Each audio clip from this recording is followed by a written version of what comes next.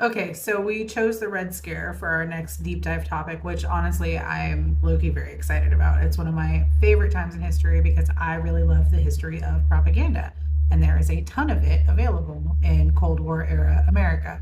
So before we get into that, you need to know a little bit of the backstory of why Americans feared communism so much. This is not one of my areas of expertise, so I'm just going to read you a little blurb about the Bolshevik revolution. So give me one. I'll leave my sources in the caption for this. But in 1917, the Bolsheviks took power in Russia, and it scared the world because it proved that a government could fall and property could be taken very quickly. In 1917, Russia was collapsing under World War I. People were hungry, the economy was breaking down, and the old monarchy was gone.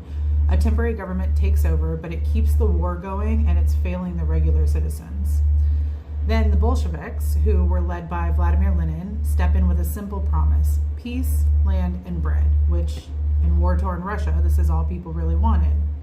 In November 1917, they seize key buildings, overthrow the provisional government, and declare a new socialist state. After that, they start doing the thing that terrified powerful people everywhere.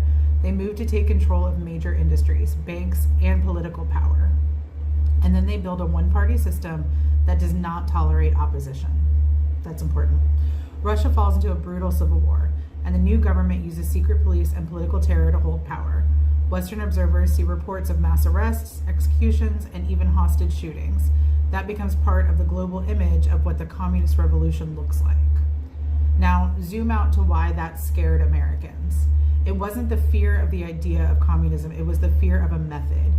The Bolsheviks argued that society should be reorganized through class conflict, and that they openly talked about revolution spreading beyond Russia.